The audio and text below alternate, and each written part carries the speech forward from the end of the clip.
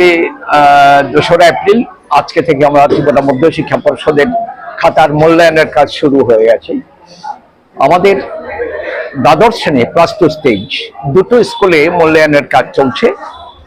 আর মাধ্যমিকের যেটা 10th class, এই পরীক্ষার মূল্যায়ন চলছে 4টে স্কুলে। 12-এর মূল্যায়ন হচ্ছে বড্ডালি হায়ার সেকেন্ডারি স্কুল আর নেতাজি সুভাষ বিদ্যানিকেতন, এই দুটো স্কুলে। আর মাধ্যমিকের খাতার মূল্যায়ন হচ্ছে Kamini Kumar Smriti higher secondary school,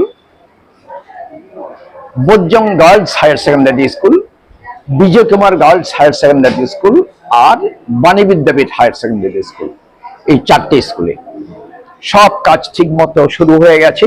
এখন খাতা দেখার কাজ মোটামুটি সবাই শুরু করে দিচ্ছেন। ওদের হেড এক্সামিনার এবং যারা স্ক্রুটিনিয়ার আছেন বা স্ক্রুটিনাইজার এক্সামিনার সবার সাথে মিটিং হয়ে গেছে। বিভিন্ন বিষয় নিয়ে কিভাবে কি করতে হবে আলোচনা হয়েছে।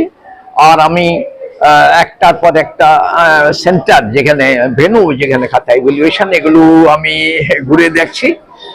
তো আমরা আশা করছি খাতা দেখার যে কাজ, আমাদের আশা কোনো অসুবিধা হবে না, সব ঠিক মতো চলবে।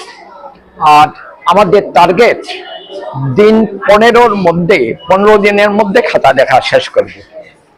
দেখা যাক কি হয়। যদি কোনো অসুবিধা না হয়, হয়তো 2 দিন আগেও শেষ হয়ে যেতে পারে। কবে নাগাদ রেজাল্ট প্রকাশিত হবে আনুমানিক? খাতা দেখা শেষ হয়ে গেলে তার পরবর্তী 15 দিনের মধ্যে রেজাল্ট আউট করার চেষ্টা করবো আমরা। সারা রাজ্যের খাতায় কি এগুলি সেন্টারগুলোতে? হ্যাঁ, এই মাধ্যমিকের 4টে সেন্টার আর ওই দ্বাদশের 2টো সেন্টার। ত্রিপুরা মধ্য শিক্ষা পর্ষদের যত শিক্ষা প্রতিষ্ঠান আছে, পরীক্ষা দিয়েছে যারা, প্রত্যেকের খাতা এই সেন্টারগুলোতেই মূল্যায়ন হচ্ছে। মোটামুটি এই মাসের লাস্টের দিকে দেখা যাক, চেষ্টা করছি এই মাসের মধ্যে যদি পারি, না হলে হয়তো নেক্সট মান্থ একটু লাগতে পারে। তো চেষ্টা করবো এই মাসের মধ্যে শেষ করার।